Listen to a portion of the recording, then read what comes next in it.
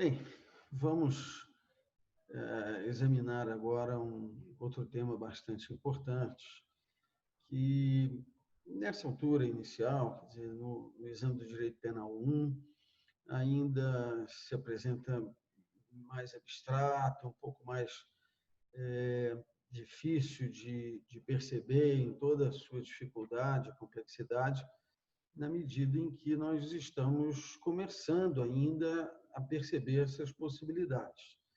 Então, eu peço um pouquinho de paciência e tal, para que a gente possa, então, fazer uma abordagem dos direcionamentos principais desse tema e, com o passar do tempo, nós vamos poder aplicar ele mais e ficando mais claro. A ideia é conversar sobre o conflito aparente de normas. Isso significa que há uma dúvida do operador do direito sobre qual entre, normalmente, duas ou talvez três normas do direito positivo se aplica àquele caso concreto. O título que se dá a essa dificuldade já é bem sugestivo de que nós temos um problema aparente, não real, e nós temos uma resposta certa. Quer dizer, existe uma só lei aplicável, norma aplicável ao caso, e o problema é do operador, que tem uma dificuldade, uma dúvida em identificar qual é essa norma. Bem, não é exatamente assim. Existem situações em que há realmente uma indefinição legal, num tema do concurso de pessoas, nós temos ali algumas situações específicas que realmente a solução não está muito clara, mas não é o momento de enfrentarmos essa, digamos, situação mais complicada.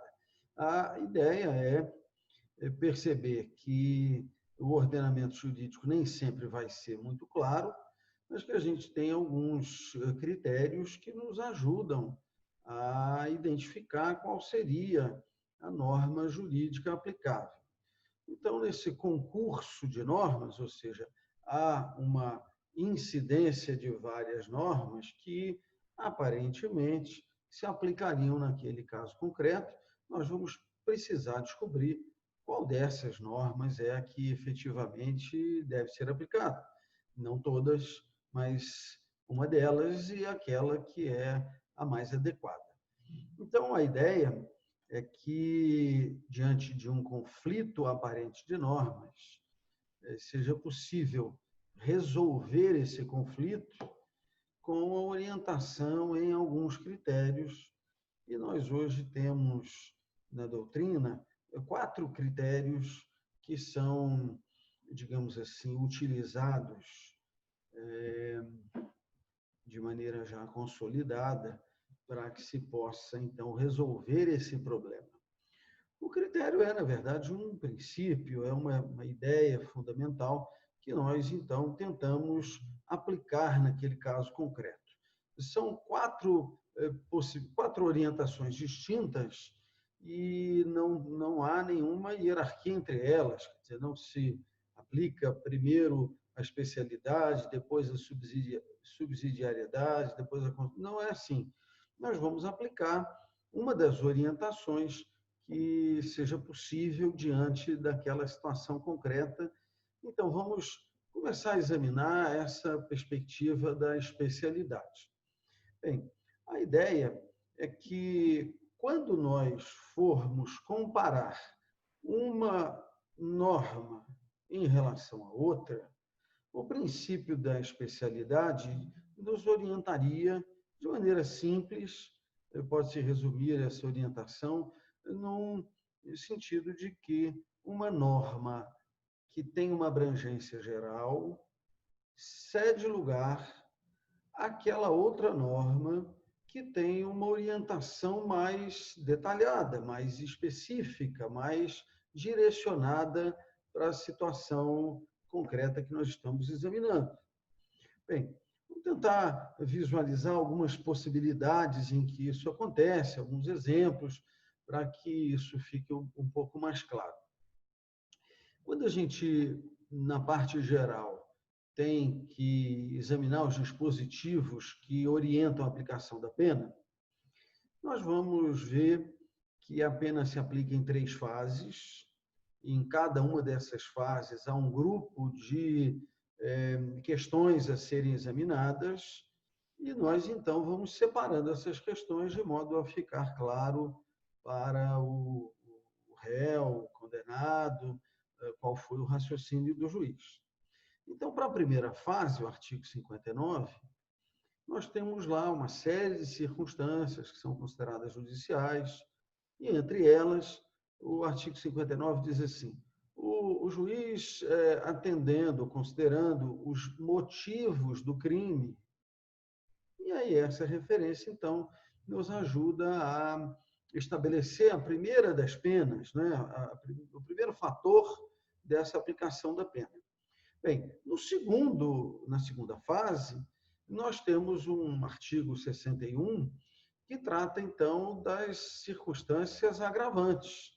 E existe lá uma lista razoavelmente longa de agravantes, e entre elas existe a agravante do crime ter sido praticado por motivo torpe, por motivo fútil, e aí nós percebemos que entre a norma do 59, que se refere a motivos do crime, e a outra, que especificamente impõe uma agravante em razão do motivo torpe ou do motivo fútil, há uma relação de norma geral, motivos, para norma especial, motivo fútil ou motivo torpe, por exemplo, e aí a previsão geral afasta a aplicação da previsão especial, afasta a aplicação da previsão geral. E esse exemplo da aplicação da pena me parece ser bastante interessante para lembrar, porque é quase que intuitivo que nós tenhamos como solução aplicar a pena em um patamar um pouco mais elevado, em razão do motivo ser fútil, motivo ser torpe, mas aplicar a pena, um aumento de pena apenas em um momento. O que eu quero dizer com isso? Não se pode usar a disposição geral, motivos do crime, e pensar no motivo fútil, e depois, então, aumentar a pena em razão disso, e em seguida, na próxima fase, aumentar de novo, em razão da previsão específica. Então, percebam, a orientação que diz a previsão, agora eu estou formulando em sentido contrário, a previsão específica afasta a incidência da previsão genérica. E é interessante perceber ou interpretar que, do rol dos motivos, o legislador destacou um, destacou outro, e disse: se esse aqui especificamente acontecer, eu quero que ele funcione como uma agravante a repercutir efeitos na segunda fase da dosimetria da pena.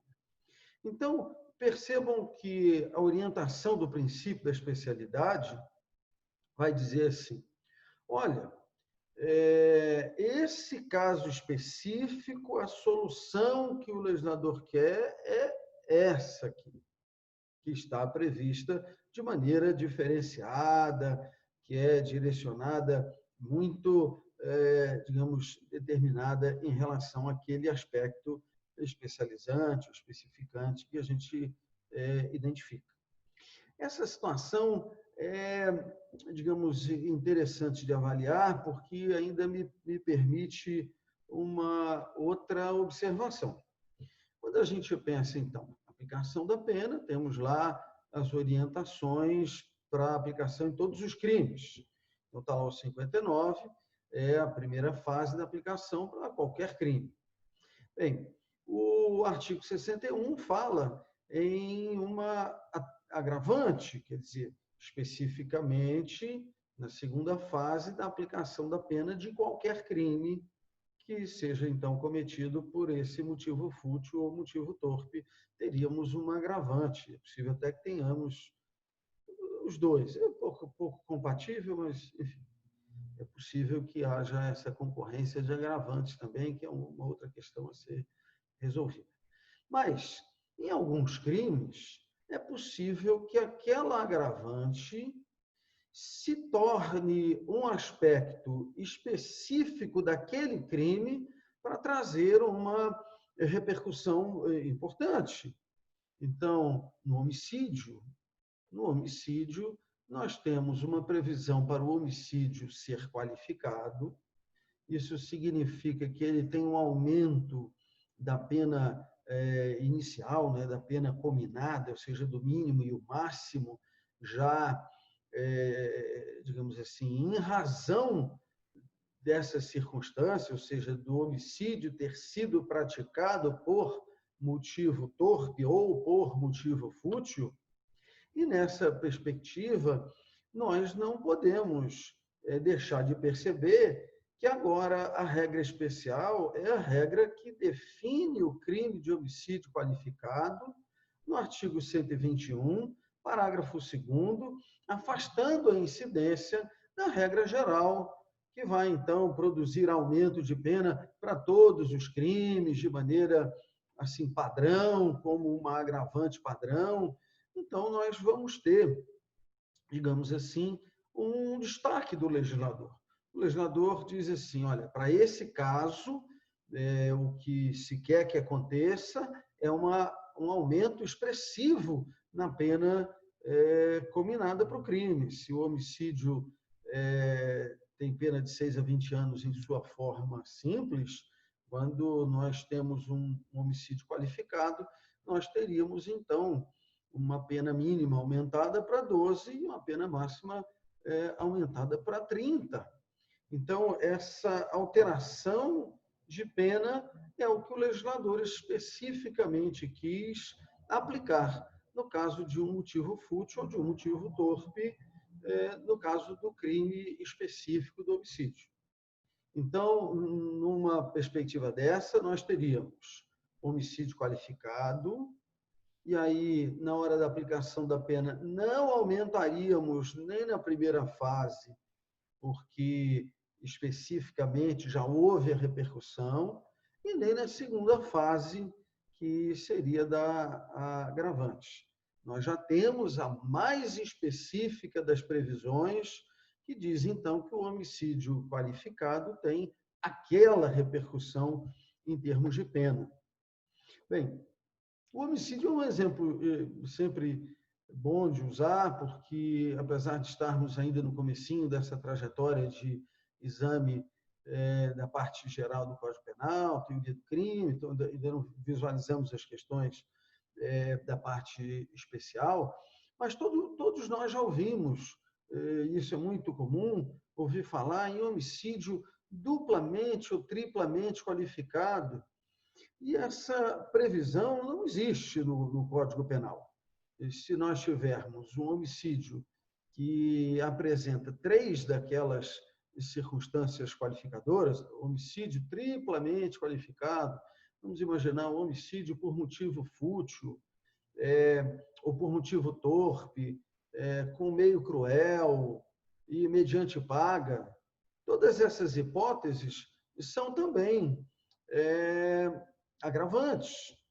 E essas agravantes, que são específicas em relação aos motivos na parte inicial da aplicação da pena, nós agora vamos ter que compreender, nesse conjunto de normas, quais são as efetivamente específicas e como é possível, então, encontrar a resposta de conciliação dessas 3 situações.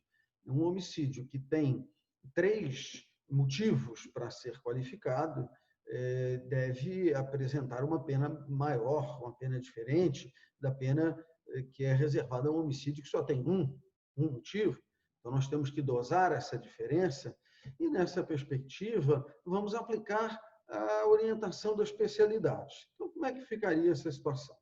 se o homicídio só pode ser qualificado uma vez, ou seja, com uma das qualificadoras, nós vamos alterar a pena de 6 a 20 para 12 a 30, nós fazemos isso com uma das qualificadoras. As outras duas que não vão poder ser aplicadas para fazer a mesma modificação da pena, quer dizer, nós não vamos ter uma segunda hipótese que vai levar de 12 para 24 a pena mínima e de 30 para 60 a pena mínima. Isso não é possível, isso é possível apenas uma vez. Nós vamos, então, aplicar essas outras circunstâncias nos momentos adequados de aplicação da pena. Então, começamos com um crime específico, homicídio qualificado.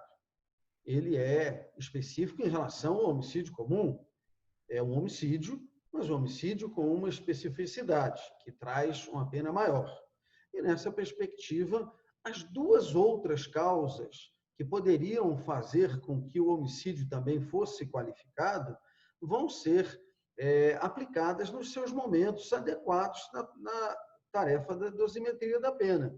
Isso acontecerá de novo sob orientação do critério da especialidade. Ou seja, se na primeira fase há uma previsão para motivos do crime, ou modos de execução do crime, e nas agravantes nós temos lá o meio cruel e temos o motivo torpe, nós vamos, então, aplicar essas duas outras circunstâncias na segunda fase, e não na primeira, porque a primeira traz normas genéricas, motivos e meios de execução do crime, e na segunda fase temos normas específicas, ou seja, motivo torpe é específico em relação a motivos, é um dos motivos especificamente destacado, e meio cruel é um meio, então, que traz sofrimento desnecessário e tal, e nessa perspectiva é um destaque em relação àquela previsão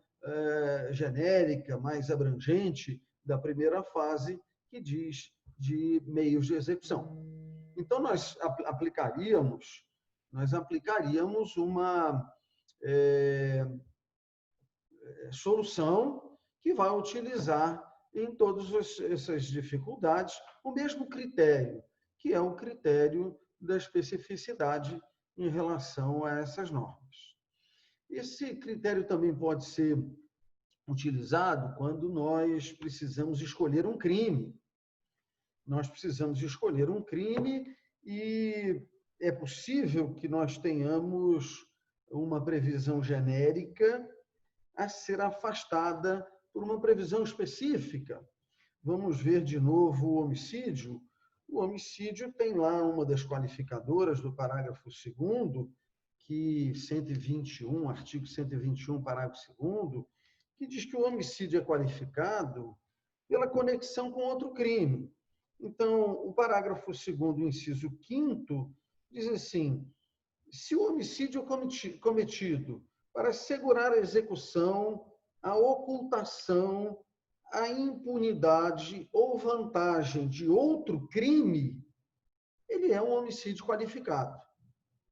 Bem, mas outro crime é uma referência muito abrangente, muito genérica, e se esse outro crime for o latrocínio, a gente chama de latrocínio aquele roubo em que, ou para realizar a subtração da coisa, ou após ter sido realizada essa subtração, eu digo apreendida a coisa, né? Ainda não se consumou o crime de roubo, é necessário aplicar ou cometer o homicídio, o sujeito acaba matando para consumar o roubo, nós temos uma previsão específica que vai se encontrar no parágrafo 3º do artigo 153, ou perdão, 157, que fala então do roubo, e diz assim: se da violência, a violência empregada para o roubo,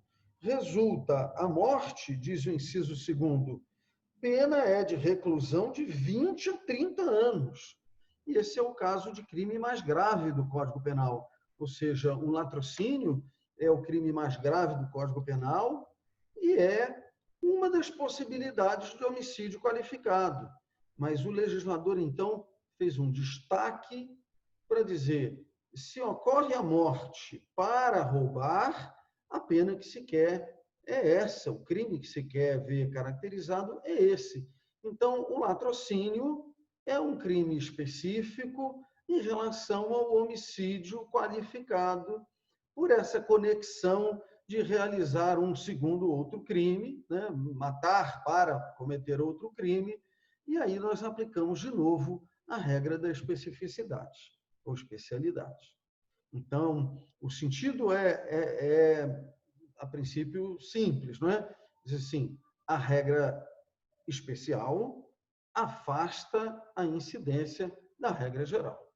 E a lógica é bastante intuitiva, não é? Se o legislador deu um tratamento específico para aquela situação, nós temos que aplicar aquele e não os dois. Isso aqui é importante. Não se caracterizaria, por exemplo, o homicídio qualificado e também o latrocínio. Não. O conflito é aparente e aí, nessa hipótese, que é uma hipótese simples, nós vamos ter a resposta certa de que a caracterização da conduta é de um único crime e o crime seria o de latrocínio. Bem, esse princípio orienta a solução de vários casos, e é um princípio muito bom, mas nós temos outras dificuldades, talvez, digamos, a realização, né, do dia a dia na justiça criminal vai apresentando situações diferentes, e nós fomos, então, lançando mão ou construindo outros critérios. Um critério que é muito parecido, e me parece até que é uma forma de construção da própria especialidade, fala, então, de um crime ser subsidiário a outro crime. O que é isso? Um crime subsidiário, um crime principal. Seria, então, a dificuldade ou, digamos, a situação que deveríamos encontrar. Ora, o crime subsidiário, ele é, digamos, afastado, a caracterização dele é afastada em favor do crime principal. Mas, das diversas formas de interpretar esse princípio, a que me parece mais fácil de trabalhar, de perceber, é que quando na descrição de um determinado crime nós encontramos a descrição de um outro crime que se apresenta ali como um meio de execução ou um crime combinado, nós não vamos ter a consideração fracionada dessa conduta, mas sim aquela combinação que foi especialmente elaborada para se criar aquela, digamos, figura específica. Por isso que eu digo que me parece que há uma relação muito próxima com o primeiro critério. Deixa eu dar um exemplo que talvez fique mais fácil. Quando a gente examina o crime de furto do artigo 155, lá consta, então, subtrair coisa alheia móvel. E quando examinamos o crime de roubo, nós vamos encontrar o crime de furto escrito ali. E vamos encontrar também, como meio de execução, duas outras possibilidades que caracterizariam crimes se fossem verificadas isoladamente. Então, nós vamos ver no crime de roubo subtrair coisa móvel mediante violência, que poderia gerar uma lesão corporal ou até mesmo a morte, ou grave ameaça. Então, no crime de roubo, nós temos escrito na sua definição também o crime de furto, temos a combinação do crime de furto com o crime de ameaça, o crime de furto com a violência que poderia levar a caracterizar outros crimes, mas essa combinação é uma combinação que especificamente define aquele fato criminoso. E, nessa perspectiva, aquele crime que é o meio de execução, que está definido ali, que está escrito ali, é um crime subsidiário. E esse crime subsidiário, em uma hipótese excepcional, pode acabar sendo o crime a se caracterizar. Vamos imaginar que, por uma razão ou outra, não se caracterize o roubo. Vamos imaginar que a coisa não seja alheia, a coisa seja, sei lá, abandonada, coisa de ninguém. E se eu não tenho a caracterização de coisa alheia, eu não consigo caracterizar o roubo, mas aí eu posso caracterizar o crime subsidiário, porque se houve violência, ou se houve grave ameaça contra uma pessoa, aquela parte do crime de roubo acaba sendo, então, a que vai definir a conduta criminosa, porque não foi possível definir aquela figura complexa que é descrita pelo crime de roubo. Mas a caracterização do crime subsidiário somente se dá se não for possível caracterizar o crime principal. Se o crime principal se apresenta caracterizado, nós vamos reconhecer apenas este e não este e o somatório, este em concurso, este também com o crime que é descrito como uma de suas partes. Não é possível.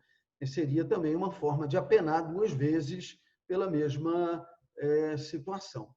Então, o crime subsidiário cede lugar à definição do crime principal. Por outro lado, se não for possível, por uma razão ou outra, caracterizar o crime principal, aí sim examinaríamos a possibilidade de examinar, de caracterizar o crime subsidiário.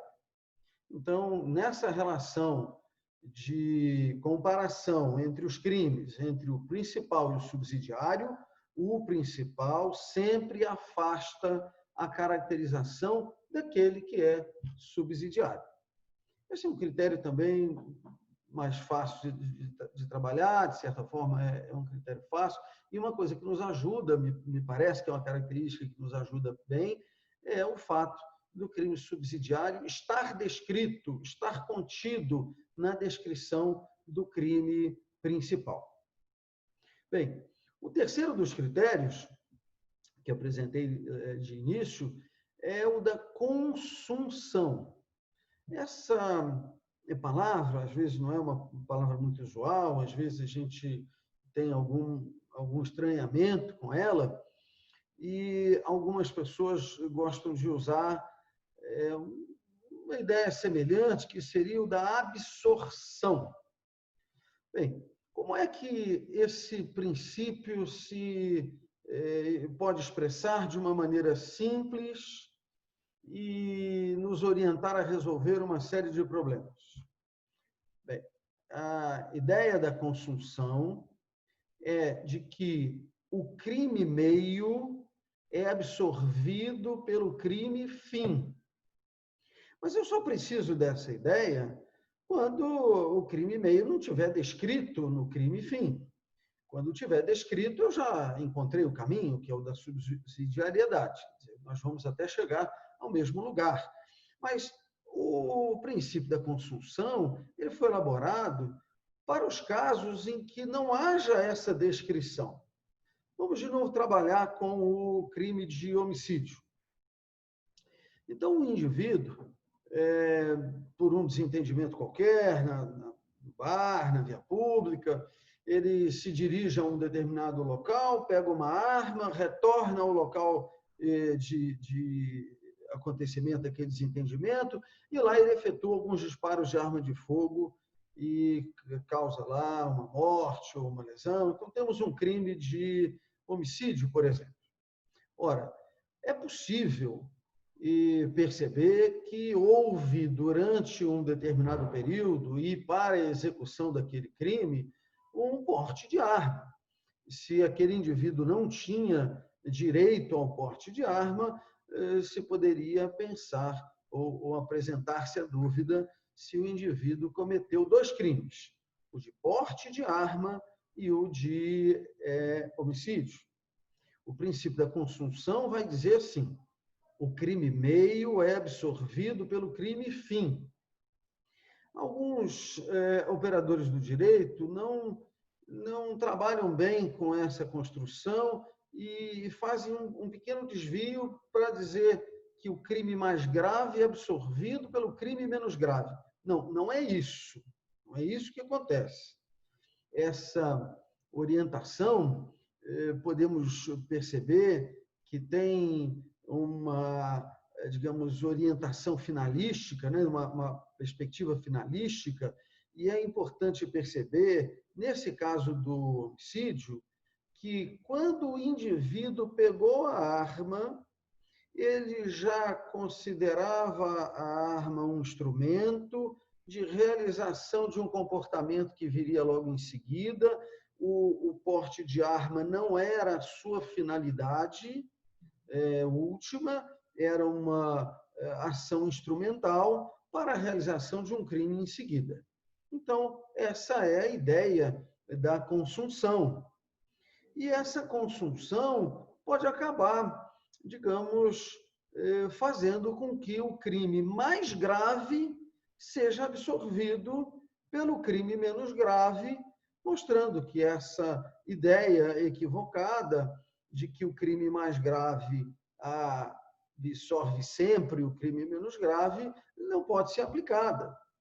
Porque na interpretação de contexto do comportamento proibido, quando o indivíduo falsifica um documento público para enganar uma pessoa e, com essa fraude, obter uma vantagem patrimonial, nós temos um crime fim, que é o estelionato, que absorve o crime meio, que é a falsidade de documento público, e essa falsidade de documento público tem pena maior do que a do estelionato.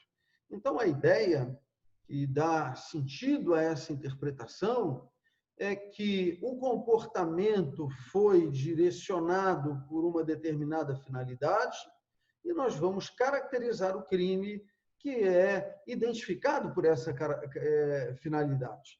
Então, o indivíduo pegou a arma para matar. O indivíduo falsificou o documento para enganar.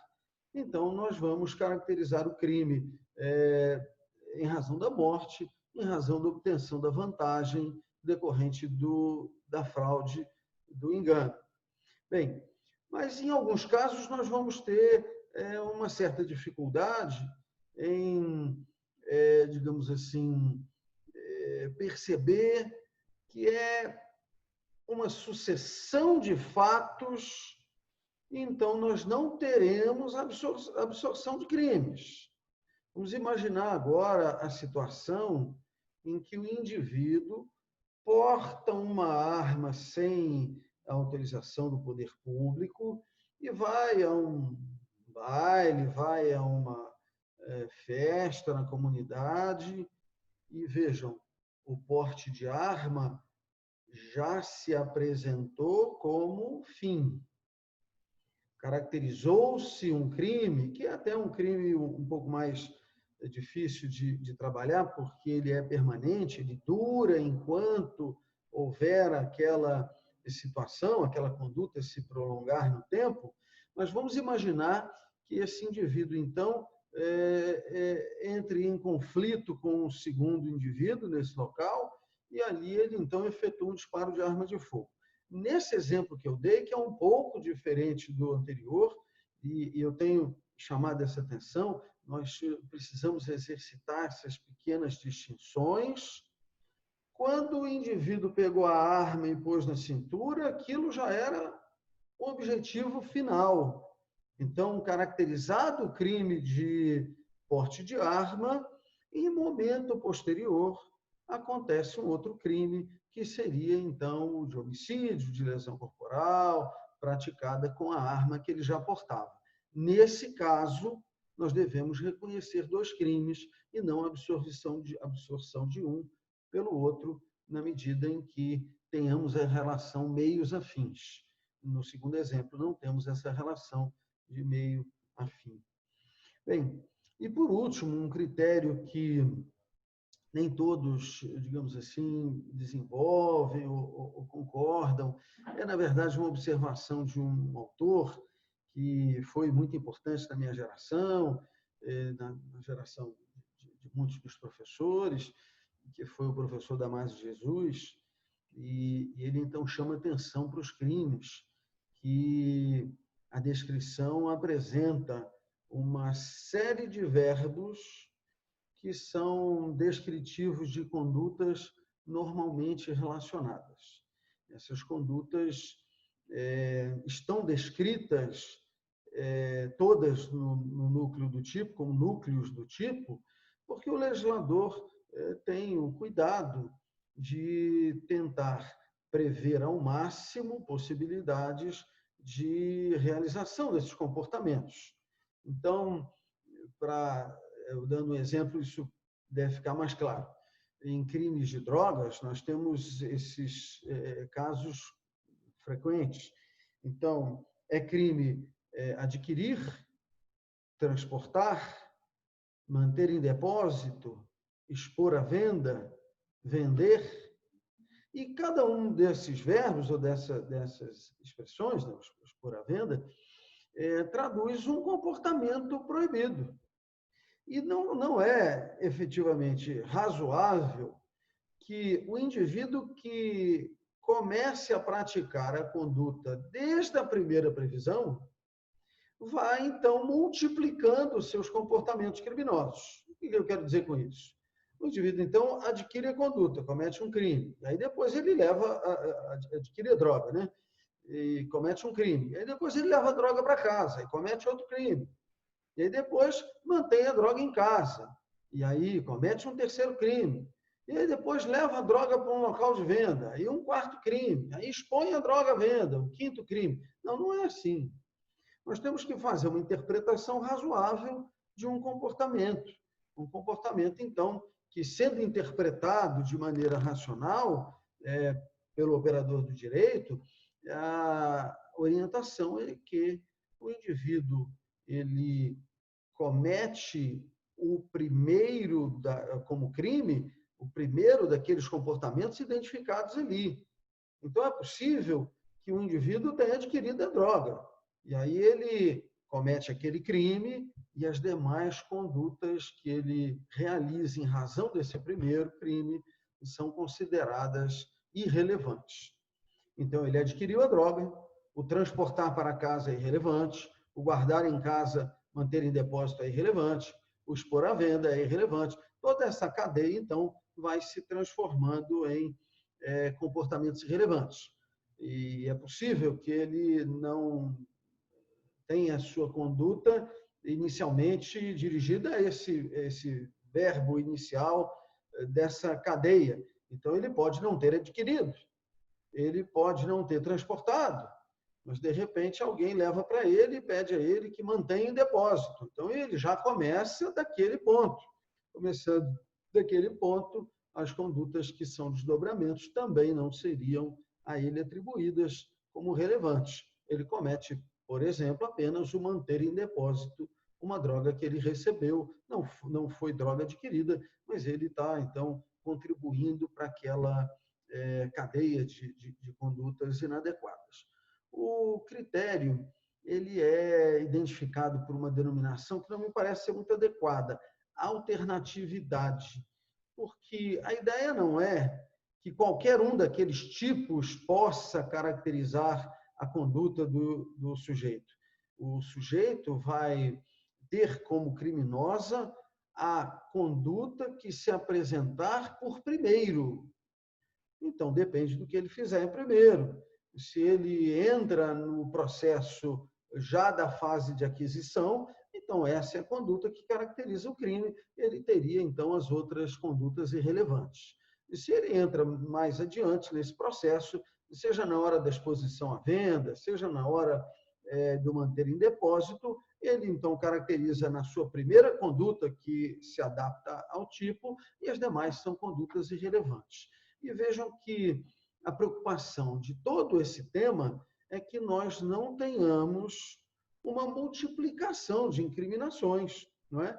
Nós temos uma dúvida sobre qual das normas que se apresenta, nós vamos ter que encontrar uma delas que seria, então, a adequada para a aplicação naquele caso concreto.